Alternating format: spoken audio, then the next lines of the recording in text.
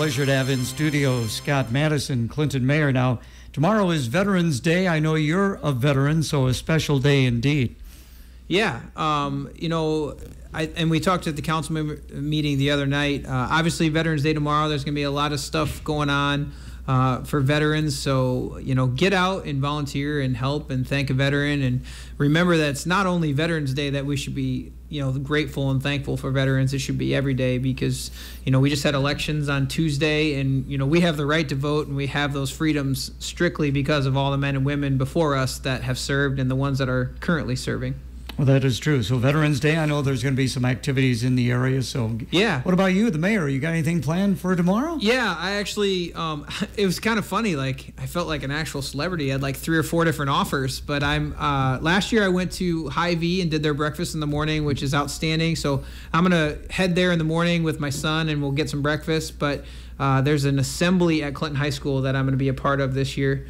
That I didn't do last year because I was doing the other thing. So I'm trying to spread my time a little bit. So we're going to do that. And it should be really cool to anytime I can get into the schools and meet with the high school kids. Or I was at Bluff Elementary the other day with some kids. So I think that's important. That's an important part of my job to let the kids that are growing up, the future of our community, know that I'm born and raised here, and you can do a lot of great things if you work hard and you study and you have some drive. So that's just kind of a good message that I like to send out. You bring up a very good and interesting point. As mayor, you want to be as visible as you can be in the community. So I would imagine service clubs, when you get the opportunity to talk to them, you do that, and just other various events that you can be a part of. Yeah, absolutely. And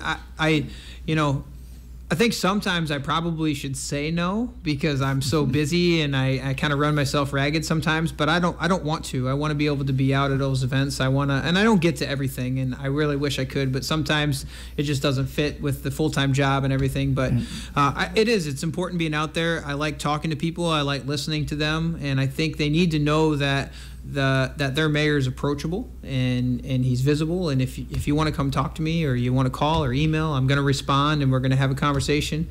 Just an example, I'm going to go to lunch on Monday with a student from CCC. I went and talked there in their leadership class, and he said, hey, I have some really good ideas on some stuff, and I said, all right, let's meet. So I'm going to go have lunch with him on Monday and discuss some different things with him. So just those little things I think is important, and I'm willing to do that for anyone. So well, that is great. One of the good things happening in the community is that career development area from Clinton Community College. Did you tour that? Not yet, no. Boy, it's awesome. I went down there on the grand opening or the ribbon cutting day and took a tour and was grateful to be involved, to get to speak a little bit to the people there. Brian Kelly does a really nice job. His whole team at CCC, I mean, they're awesome. And it's just going to be a game changer for the community. And to have the school districts in our area commit the amount of students they're committing to that to get in those programs is just awesome. I mean, that just shows full community support there. With the loss of the Mount St. Clair or St. Francis or whatever it was in Ashford. You keep naming. Yeah, Ashford. But it's great to have Clinton Community College, such a big part of our community. Yeah, and even when that was around, I think Clinton Community still was a huge part of our community. They've always had their own niche and their own place. They do a lot of great things. They're going to continue to do great things, and this career and technical education center is just going to be able to broaden their scope of what they do. I mean, my mom graduated with her RN from CCC in probably 84, 85, you know what I mean? So, I mean, they've been doing stuff like that for a long time. The thing I do miss is they don't have basketball anymore.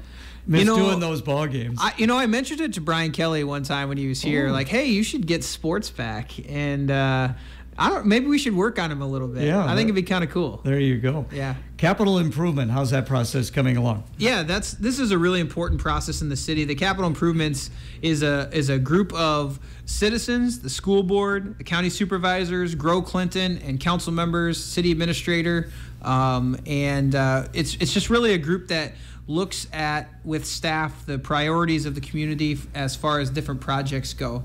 Like Bluff and Manufacturing that we were talking about a little bit beforehand was on that sheet, and now it's coming to fruition. There's a whole whole mess of different things on that list. And what the capital improvement committee does is they rank those projects, like what is a priority for our community. The council sets the strategic plan, and the council sets their vision, I guess, is kind of for the next few years. And it's that committee's job to say, hey, these plans fit within that strategic plan. Let's do these projects. And it's just a really cool process.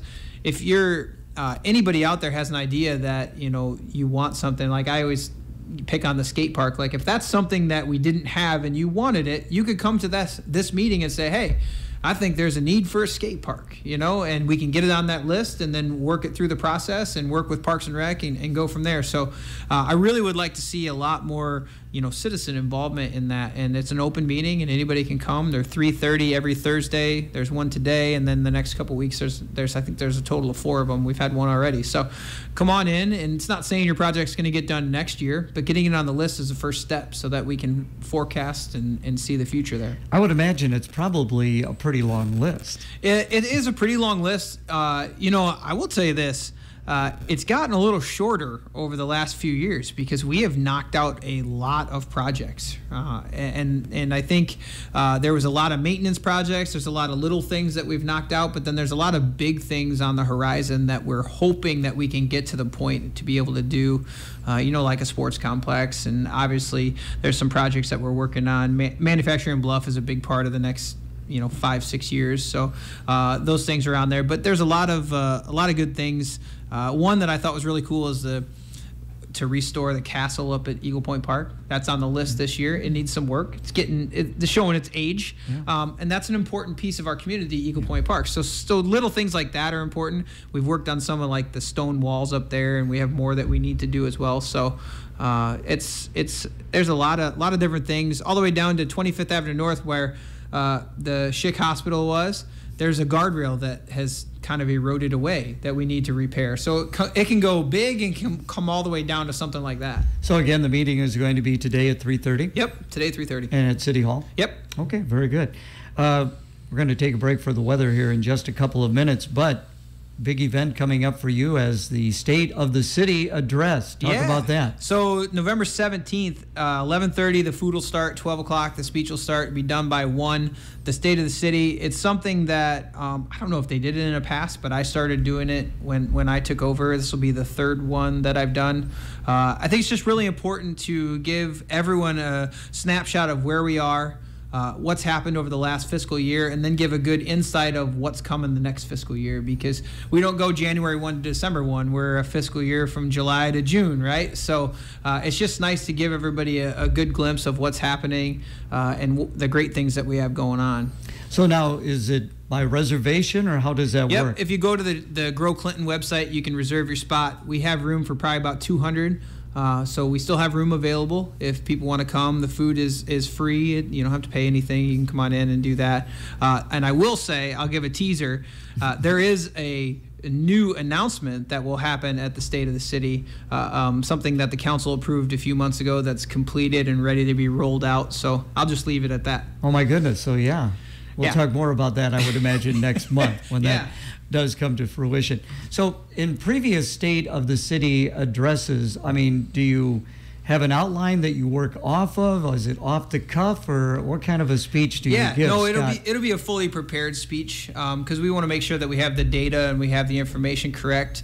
I probably could, babble for 45 minutes on my own without doing it, but it keeps me in line. We've got some slides, we have different things like that. And the focus this year really is community partners. You're going to hear a lot about community partners and things that have happened over the last fiscal year with all of our local partners. So. Okay, so November 17th, again, make your reservation. Eagle Point Lodge. Eagle Point Lodge, that'll be a great site. Yeah. Overlooking the Mississippi. Absolutely. It was beautiful, and they're going to be using the lodge for the Jingle Bell Jam.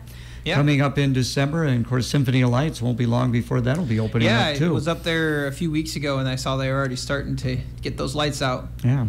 Take a break for the weather now. It is brought to you by Clinton National Bank. Happy Thursday. We are going to see another warm day today. To start, we'll see temperatures reach the mid-70s before our cold front arrives.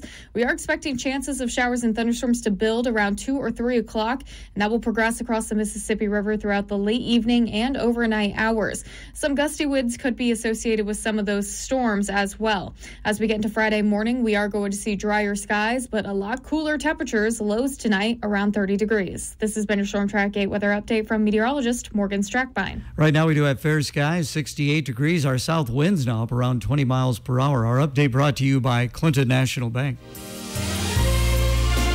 Clinton National Bank is proud to be part of your community, the communities where we all live, work, and play. From home and business loans to CDs, investments, and checking accounts, we have you covered. We even have special programs for kids and seniors. We're proud to be your community bank for nearly 160 years. Let us know how we can help you. Clinton National Bank, member FDIC, and equal housing lender. FYI continues, second Thursday, of course, so we're visiting with Scott Maddasion. He is the mayor of the city of Clinton. Well, tailgate and tall boys. Yep. Josh Agers was in our studio. You were out at the other radio station making the announcement of who all the artists are going to be.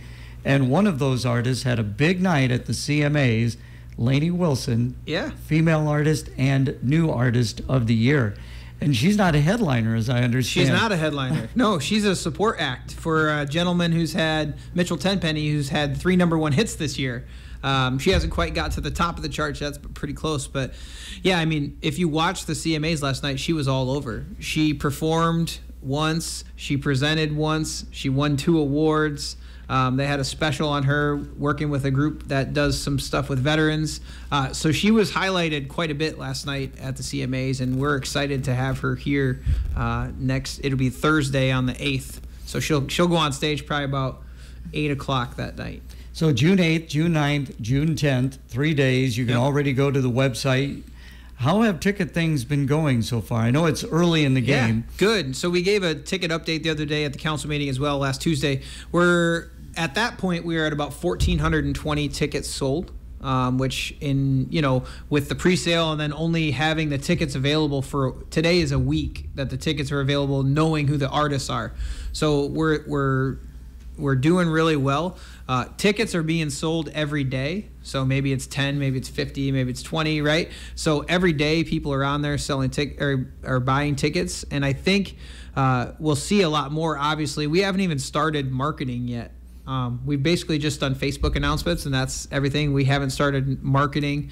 Obviously, we're working on sponsorships and things like that. So we met with our potential headline sponsor, and once we get the headline sponsor nailed down, then the heavy marketing kind of starts, because you really want that person to get the bulk of the value of that headlining spot. You don't want to bring them in 6 months after you started marketing, because that's huge. So that's a big thing for us as we're moving through this. Visiting with Josh when he was in, we talked a little bit about the logistics of it, what it's all going to take, how many different, like you've got the city of Clinton naturally with the police and various things like that. This is a big undertaking, Scott. Yeah, so we kind of took a play out of the RAGBRAI book, and we have all the local partners at a monthly meeting. I mean, you're talking county, communications, police, fire, Grow Clinton, MTA, like all the local partners that you can think of, we have in this room to kind of discuss the logistics. And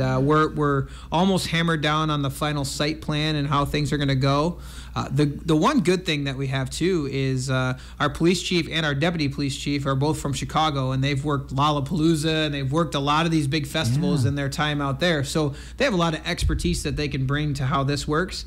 And then you have the security team from USA Concerts that has done this multiple times for the USA Concert groups and specifically Tailgate and Tall Boys. So all that knowledge together really kind of makes this a little bit of a smoother process. I think it's going to be good. I mean, just to give a little bit of a heads up, you can just expect that the riverfront is completely shut off those 3 days. I mean, there's not going to be, you can't cruise the dike on those 3 days at any point. The bike path up there will be shut off at that point because we have to kind of control the area of who has tickets and who doesn't. So similar to like a Riverboat Days. I mean, it was all shut down for the Riverboat Days time. So you're going to see that same kind of concept as it comes in on those 3 days. Now, our band shell, we got a beautiful band shell, but I don't see how that's going to be able to accommodate something like this. So the band shell is going to be used kind of as a side stage at the pre and the after kind of party stuff. I learned this because I thought, hey, let's put them on the band shell, right? Well, the stage dimensions are not large enough for the nationally touring acts. So apparently they have a certain amount of space that they need on these. So there will be a new stage built specifically for that. It won't be a permanent stage. It'll be a temporary one because basically they'll come construct it here. We'll have our 3 days, and then the guys will tear it down and go straight to Bloomington because the next week is their Bloomington Tailgate and Tall Boys Festival. So it's kind of them just routing them through here. So you'll see a lot of people that'll come here. We'll do this festival, have a great time, we'll do really well, and then they'll go to Bloomington and do the same thing. So they're going to be busy for 2 full weeks. We're only I'm taking vacation the week after it. I'm going to Michigan. Not a bad idea. Yeah. Now, getting toward the holidays. Yeah. Thanksgiving, of course, is coming up, and right after that, we're going to light the Christmas tree downtown. Yeah. So the Christmas tree lighting is on 5th Avenue South. It's the big one that you see right before you go up on the levee there. So we're going to do the Christmas tree lighting at 5:30 on December 2nd. So that's always a fun night. We had a good crowd there last year. I'd like to see it, triple, maybe quadruple in size. We probably had at least a good 75 to 100 people there last year. So hopefully everybody comes down, has a good time. We can chit chat and have some hot cocoa and do all that kind of stuff. So that's a really cool thing. I will say this: I'm throwing myself under the bus. The first year I counted up instead of counted down. Luckily, the young gentleman over on the thing he got it. So I was getting a lot of hard time last year from council members to make sure I counted down. And even my wife was like, hey, are you going to count down this year? And I'm like, all right. So I think I got it down now. But that's hilarious. Yeah. Again, visiting with Scott Maddasion. We were talking before we went on air about, the improvements that are taking place or in the plans for the city of Clinton. Manufacturing Drive certainly is up at the top of what needs to be done for people coming in or going to work or whatever. Yeah. Did you know that little corner by the Painted Rock right in front of the Raised Timeout and the dental office there, do you know that's over 100 years old, that pavement? No. And it's still there. Oh, my goodness. They don't make things like they used to, I guess, right? But no, that's a huge project. Obviously, we got the $15 million from the federal government. So we are now in a very extensive environmental process to make sure that everything's good. There's not going to be any issues, but we have to go back and do every step. So we're looking at, from what I heard, the update would be to let bids out next year in 23, probably fall timeframe, and then you'll see construction start in the spring of 24, or as soon as the weather breaks in 24.